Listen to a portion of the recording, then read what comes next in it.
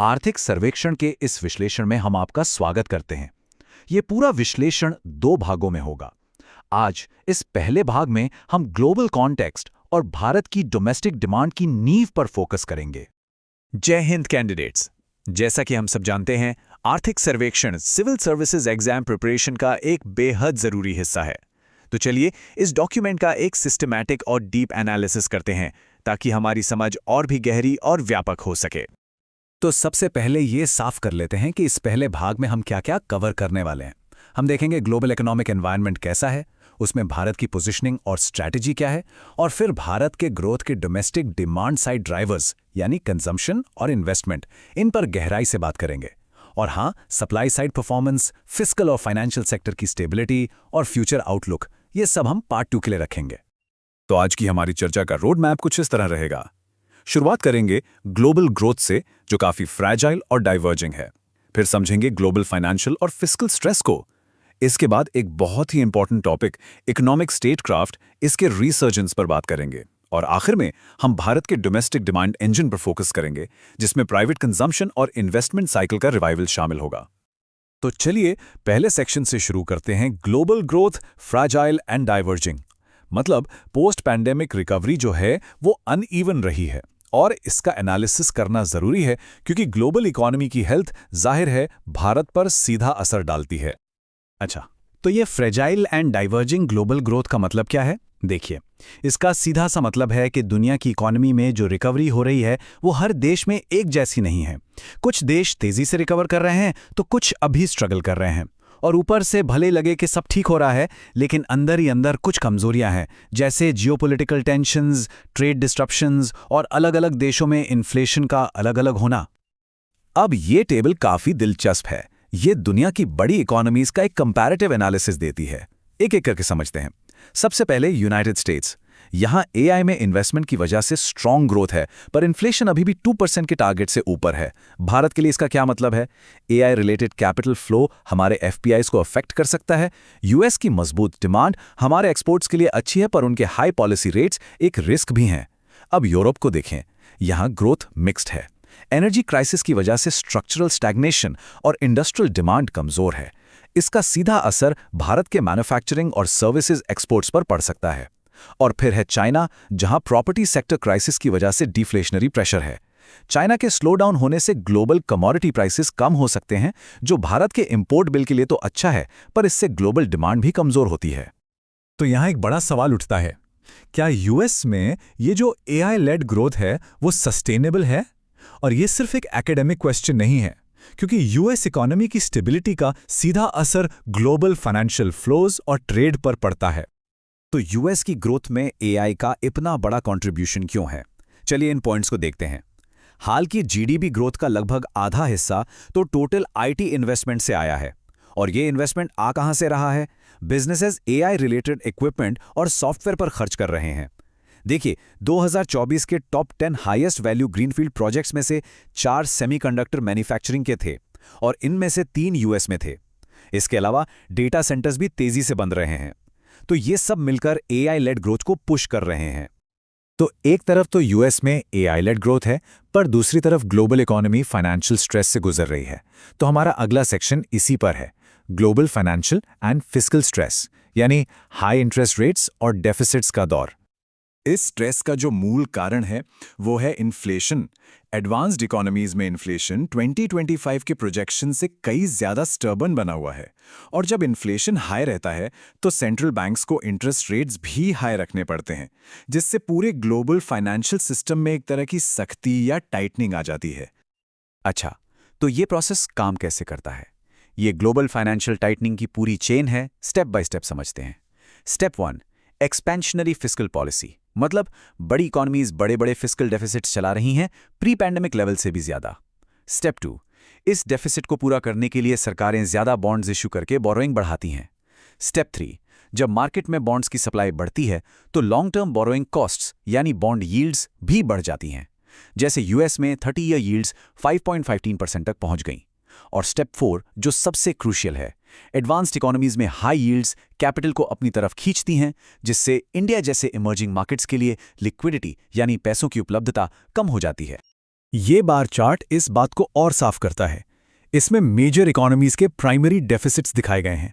आप देख सकते हैं कि 2025 का प्रोजेक्टेड डेफिसिट पैंडेमिक के पीक से तो कम है, लेकिन 2015-19 के प्री पैंडेमिक एवरेज से अब भी काफी ज्यादा है।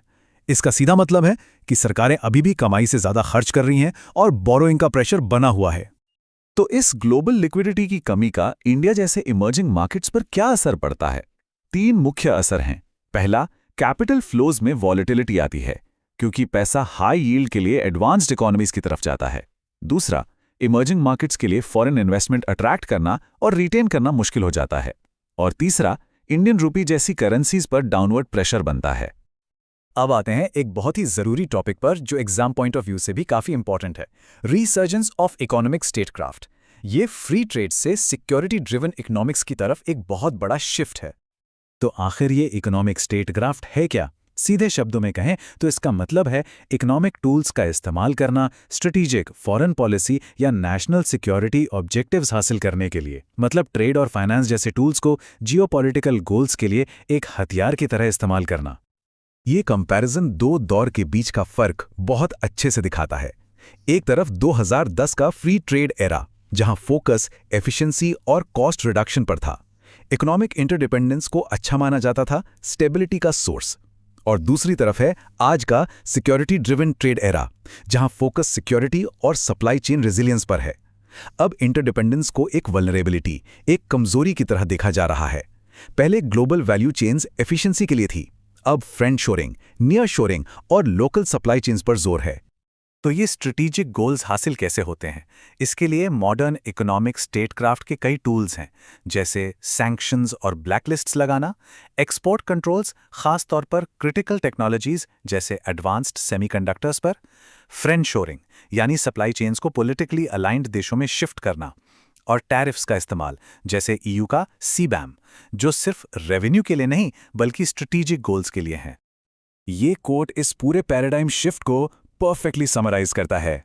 Economic interdependence, once viewed as a source of mutual stability, is now increasingly perceived as a channel of vulnerability. ये एक बहुत पावरफुल स्टेटमेंट है जो बताता है कि ग्लोबल इकोनॉमी के रूल्स कैसे बदल रहे हैं। तो इस न्यू वर्ल्ड ऑर्डर में भारत की स्ट्रैटेजी क्या होनी चाहिए? जवाब है स्ट्रेटेजिक इंडिस्पेंसिबिलिटी, यानी रणनीतिक रूप से इतना जरूरी बन जाना कि कोई आपको रिप्लेस ना कर सके। मतलब इकोनॉमी ऐसे गुड्स, सर्विसेज या रोल्स ऑफर करे जो ग्लोबल वैल्यू चेन्स के लिए इतने क्रिटिकल हों कि पार्टनर्स उनका सब्स्टिट्यूट आसानी से ना ढूंढ पाएं, जैसे भारत का फार्मेसी ऑफ द वर्ल्ड बनना या डिजिटल पब्लिक इंफ्रास्ट्रक्चर जैसे यूपीआई में हमारी लीडरशिप। जब दुनिया इन चीजों के लिए हम पर डिपेंड करेगी तो यही हमारी सबसे बड़ी सिक्योरिटी होगी। तब इंटीग्रेशन एक वल्नरेबिलिटी नहीं बल्कि इन्फ्लुएंस और इंश्योरेंस का सोर्स बन जाता है।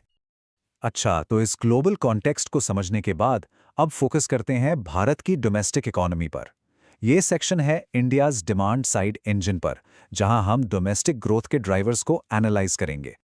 डोमेस्टिक डिमांड का पहला और सबसे बड़ा पिलर है प्राइवेट कंजम्पशन। तो चलिए प्राइवेट फाइनल कंजम्पशन एक्सपेंडिचर यानी पीएफसीई के रोल को समझते हैं। ये नंबर अपने आप में बहुत कुछ कहता है, 61.5%। ये FY26 के लिए इंडिया के जीडीपी में पीएफसीई का एस्टिमेटेड शेयर है और ये FY12 के बाद का हाईएस्ट लेवल है। तो पॉइंट ये है कि इंडियन इकोनॉमी का एक बहुत बड़ा हिस्सा डोमेस्टिक कंजम्पशन से चल रहा है, जो इसे एक्सटर्नल शॉक से काफी हद तक बचाता है। और ये चार्ट इस स्ट्रेंथ को कंफर्म करता है। ये FY26 के फर्स्ट हाफ में पीएफसीई ग्रोथ दिखा रहा है 7.5%। ये प्री कोविड के 6.9% के एवरेज से भी ज्यादा है। इसका मतलब है कि कंजम्पशन ना सिर्फ रिकवर हुआ है बल्कि प्री पैंडेमिक ट्रेंड से भी आगे निकल गया है। और ये सिर्फ मैक्रो नंबर्स की बात नहीं है, ये हाई फ्रीक्वेंसी इंडिकेटर्स भी यही कहानी बताते हैं। अर्बन डिमांड को देखिए, पैसेंजर व्हीकल सेल्स में 20.5% की ग्रोथ, ये कंज्यूमर कॉन्फिडेंस को दिखाता है। और यूपीआई ट्रांजैक्शंस में 28.7% का जंप, ये हमारी डिजिटल इकोनॉमी की स्ट्रेंथ है। रूरल डिमांड भी पीछे नहीं है, टू व्हीलर सेल्स 16.9% और ट्रैक्टर सेल्स 23.2% बढ़ी हैं। तो ये साफ है कि कंजम्पशन रिवाइवल काफी ब्रॉड बेस्ड है। डोमेस्टिक डिमांड का दूसरा पिलर है इन्वेस्टमेंट। तो अब इन्वेस्टमेंट साइकिल के रिवाइवल को एनालाइज करते हैं और ग्रॉस फिक्स्ड कैपिटल फॉर्मेशन यानी GFCF को देखते हैं। कंजम्पशन की तरह ही इन्वेस्टमेंट का नंबर भी एक स्ट्रॉन्ग स्टोरी बताता है, 30.0%। ये FY26 के लिए जीडीपी में GFCF का एस्टिमेटेड शेयर है। ये एक स्ट्रेंथनिंग इन्वेस्टमेंट साइकिल का क्लियर सिग्नल है, और जब इकोनॉमी में इन्वेस्टमेंट बढ़ता है तो फ्यूचर ग्रोथ के लिए कैपेसिटी बिल्ड होती है। तो इस इन्वेस्टमेंट रिवाइवल के पीछे ड्राइवर्स क्या हैं? कई फैक्टर्स हैं। पहला, सरकार का सस्टेन्ड कैपिटल एक्सपेंडिचर यानी केपेक्स। दूसरा, और ये बहुत इंपॉर्टेंट है, प्राइवेट सेक्टर का रिवाइवल। FY26 के फर्स्ट हाफ में private corporate investment announcements 14.6 lakh crore थीं, पिछले साल से लगभग डबल। ये प्राइवेट सेक्टर के कॉन्फिडेंस को दिखाता है। इसके अलावा स्ट्रॉन्ग क्रेडिट फ्लो और हेल्दी हाई फ्रीक्वेंसी इंडिकेटर्स भी इसे सपोर्ट कर रहे हैं। ये टेबल इस ट्रेंड को और कंफर्म करता है। यहाँ हम की इन्वेस्टमेंट इंडिकेटर्स को उनके प्री पैंडेमिक एवरेज से कंपेयर कर सकते हैं। नॉन फूड बैंक क्रेडिट 14.4% पर है, जबकि एवरेज 9.7% था। IIP फॉर कैपिटल गुड्स 6.2% बढ़ा है, जबकि एवरेज सिर्फ 0.2% था। और कैपिटल गुड्स का इंपोर्ट 13.4% बढ़ा है, जो 7.1% के एवरेज से लगभग डबल है। तो ये सारे फिगर्स एक स्ट्रॉन्ग इन्वेस्टमेंट साइकिल की तरफ पॉइंट करते हैं। तो इस पार्ट 1 का समरी क्या है? 2 मेन टेकअवेज हैं। पहला, global environment, fragile growth, financial stress और इकोनॉमिक स्टेटक्राफ्ट के इस्तेमाल की वजह से काफ़ी चैलेंजिंग है। और दूसरा, इस चैलेंजिंग बैकड्रॉप के बावजूद इंडिया की ग्रोथ स्ट्रॉन्ग डोमेस्टिक डिमांड पर टिकी है, जिससे लीड कर रहा है प्राइवेट कंजम्पशन, PFCE और इन्वेस्टमेंट, GFCF का रोबस्ट रिवाइवल। तो ये तो हुई डिमांड साइड की बात, लेकिन अब सवाल ये उठता है कि क्या हमारा सप्लाई साइड इस मजबूत डिमांड को मीट करने के लिए तैयार है? हमारा फाइनेंशियल सिस्टम कितना स्टेबल है और फ्यूचर आउटलुक कैसा है? इन सब जरूरी सवालों के जवाब हम इस एनालिसिस के पार्ट 2 में ढूंढेंगे। नमस्कार। एक तरफ जहां पूरी दुनिया की अर्थव्यवस्थाएं मुश्किलों का सामना कर रही हैं, वहीं दूसरी ओर भारत की कहानी कुछ अलग ही है। आज हम इसी कहानी को समझने वाले हैं कि आखिर इस ग्लोबल अनिश्चितता के माहौल में भी भारत ने इतनी मजबूत ग्रोथ कैसे बनाए रखी है। तो चलिए इसे करीब से देखते हैं। तो हम शुरुआत करेंगे दुनिया के मौजूदा हालात से, फिर समझेंगे कि भारत का सप्लाई साइड यानी जो प्रोडक्शन का इंजन है वो कैसे काम कर रहा है। इसके बाद हम देखेंगे कि हमारी आर्थिक स्थिरता की नींव क्या है, भविष्य में ग्रोथ की क्या संभावनाएं हैं, और आखिर में कुछ सबसे जरूरी बातें जो हमें याद रखनी हैं। तो चलिए सबसे पहले उस बड़े स्टेज को समझते हैं जिस पर भारत परफॉर्म कर रहा है। और सच कहूं तो ये स्टेज इस वक्त काफी नाजुक और उथल-पुथल से भरा हुआ है। ये लाइन आज की हकीकत को बिल्कुल सटीक बयां करती है। सोचिए, जियोपॉलिटिकल टेंशन, ट्रेड में रुकावटें, दुनिया के अलग अलग हिस्सों में ग्रोथ की सुस्त रफ्तार, ये सब मिलकर एक बहुत ही मुश्किल माहौल बना रहे हैं। मतलब ऐसे में कुछ भी पक्के तौर पर कह पाना बहुत मुश्किल है। लेकिन इसी मुश्किल भरे माहौल के बीच भारत की कहानी एकदम अलग नजर आती है। जरा ये आंकड़ा देखिए। वित्त वर्ष 26 में 7.5% की रियल GDP ग्रोथ का अनुमान है। और जानते हैं सबसे खास बात क्या है? ये ग्रोथ किसी बाहरी सहारे पर नहीं, बल्कि हमारी अपनी मजबूत घरेलू मांग के दम पर टिकी है। तो सवाल ये उठता है कि भारत इतना मजबूत बना कैसे हुआ है? इसका जवाब छुपा है हमारी अर्थव्यवस्था के सप्लाई साइड में, मतलब हमारे प्रोडक्शन के मोर्चे पर। आइए इसे और गहराई से समझते हैं। सप्लाई साइड को समझने के लिए GVA यानी ग्रॉस वैल्यू एडेड को समझना बहुत जरूरी है। देखिए, आसान भाषा में कहें तो GVA ये मापता है कि हमारी इकोनॉमी के अलग अलग सेक्टर जैसे खेती, इंडस्ट्री, सर्विसेज असल में कितना वैल्यू ऐड कर रहे हैं। ये इकोनॉमी को प्रोडक्शन की नज़र से देखने का एक तरीका है। ये स्लाइड GDP और GVA के बीच का फर्क बहुत अच्छे से समझाती है। GDP देखता है डिमांड को, मतलब लोग कितना खर्च कर रहे हैं। वहीं GVA देखता है सप्लाई को, मतलब हमारी फैक्ट्रियां और कंपनियां कितना प्रोडक्शन कर रही हैं। GVA से हमें किसी भी सेक्टर के असली प्रोडक्शन पावर की ज्यादा साफ तस्वीर मिलती है। ये चार्ट साफ साफ दिखा रहा है कि भारत के GVA ग्रोथ आ कहां से रही है। देखिए, सर्विस सेक्टर लगभग 51% की हिस्सेदारी के साथ हमारी अर्थव्यवस्था का सबसे बड़ा इंजन बना हुआ है। इसके बाद इंडस्ट्री और फिर एग्रीकल्चर का नंबर आता है। चलिए अब इन तीनों को एक एक करके देखते हैं। सर्विस सेक्टर तो वाकई एक पावर हाउस साबित हुआ है। वित्त वर्ष 26 में 9.1% की जबरदस्त ग्रोथ दिखाई है। इसमें भी फाइनेंस, रियल एस्टेट जैसे सेक्टर सबसे आगे रहे। और अच्छी बात यह है कि महामारी के बाद जो कॉन्टैक्ट इंटेंसिव सेक्टर्स थे, जैसे व्यापार और ट्रांसपोर्ट, उन्होंने भी शानदार वापसी की है। इससे पता चलता है कि बाजारों में रौनक वापस लौट आई है। अच्छा, अब एक ऐसे सवाल पर आते हैं जो अक्सर सुनने को मिलता है, एक आम चिंता है। क्या भारत का मैन्युफैक्चरिंग सेक्टर कमजोर हो रहा है? क्या हम डी इंडस्ट्रियलाइजेशन की तरफ बढ़ रहे हैं? तो इसका सीधा जवाब है नहीं, ये एक मिथक है। देखिए, जब हम सिर्फ नॉमिनल जीवीए यानी मौजूदा कीमतों पर देखते हैं तो ऐसा लगता है कि हिस्सेदारी घट रही है, पर ये असल में महंगाई के असर की वजह से है। जैसे ही हम महंगाई के असर को हटाकर रियल जीवीए यानी स्थिर कीमतों पर देखते हैं तो मैन्युफैक्चरिंग की हिस्सेदारी 17 से 18% पर एकदम स्थिर रही है। तो ये कोई असल गिरावट नहीं, बल्कि बस आंकड़ों का एक खेल है। अब बात करते हैं एग्रीकल्चरल सेक्टर की, जो हमारी इकोनॉमी के लिए एक मजबूत एंकर की तरह काम करता है। देखिए, फसलों का उत्पादन तो मौसम पर निर्भर करता है और उसमें उतार चढ़ाव आता रहता है, लेकिन पशुपालन और मछली पालन जैसे जो इससे जुड़े हुए क्षेत्र हैं, उन्होंने लगातार अच्छी ग्रोथ दी है। और यही वजह है कि ये पूरे एग्रीकल्चरल सेक्टर को एक तरह की स्थिरता देते हैं। चलिए, आप भारत की आर्थिक कहानी के दूसरे और बहुत मजबूत स्तंभ की ओर बढ़ते हैं। ये है मैक्रो इकोनॉमिक स्थिरता। असल में यही वो नींव है जिसने इस तेज ग्रोथ को मुमकिन बनाया है। और इस स्थिरता का सबसे बड़ा सबूत है महंगाई पर मिला काबू। हेडलाइन सीपीआई इन्फ्लेशन घटकर सिर्फ 1.60% पर आ गई, जो कि एक बहुत बड़ी कामयाबी है। ऐसा हुआ मुख्य रूप से खाने पीने की चीजों के दाम घटने से। और सीधी सी बात है, जब महंगाई कम होती है तो लोगों की जेब में ज्यादा पैसा बचता है, जिससे बाजार में डिमांड बढ़ती है। सरकार ने भी अपने खर्चों को लेकर बहुत समझदारी दिखाई है। मोटे तौर पर 3 बड़े कदम उठाए गए। पहला, रोजमर्रा के खर्चों की जगह लॉन्ग टर्म एसेट्स जैसे सड़कें, पोर्ट्स बनाने पर पैसा लगाया गया, जिसे कैपेक्स कहते हैं। इससे भविष्य की ग्रोथ को मजबूती मिलती है। दूसरा, खर्च की क्वालिटी सुधारी गई। और तीसरा, सरकारी घाटे को कम करने का जो लक्ष्य था, उस पर सख्ती से काम किया गया। और इस अनुशासन का नतीजा क्या निकला? बाजार का भरोसा बढ़ा। जब इन्वेस्टर्स देखते हैं कि सरकार अपने पैसों का सही इस्तेमाल कर रही है, तो वो कम ब्याज पर उधार देने को तैयार हो जाते हैं। इससे सरकारी बॉन्ड यील्ड कम हो जाती है, जिसका सीधा मतलब है कि सरकार के लिए और बाकी इकोनॉमी के लिए भी कर्ज लेना सस्ता हो जाता है। कुछ साल पहले तक भारत एक बड़ी समस्या से जूझ रहा था, जिसे ट्विन बैलेंस शीट प्रॉब्लम कहते थे। इसका मतलब ये था कि एक तरफ कंपनियां भारी कर्ज में डूबी थीं और दूसरी तरफ बैंकों के पास डूबे हुए कर्जों यानी एनपीएस का पहाड़ खड़ा हो गया था। ये एक ऐसा दुष्चक्र था जो ग्रोथ को रोक रहा था। लेकिन अच्छी खबर ये है कि भारत ने इस मुश्किल से पार पा लिया है और आज हमारा फाइनेंशियल सिस्टम कहीं ज्यादा मजबूत है। और इस सुधार का सबसे बड़ा सबूत है ये आंकड़ा। बैंकों का ग्रॉस एनपीए रेशियो घटकर 2.2% पर आ गया है।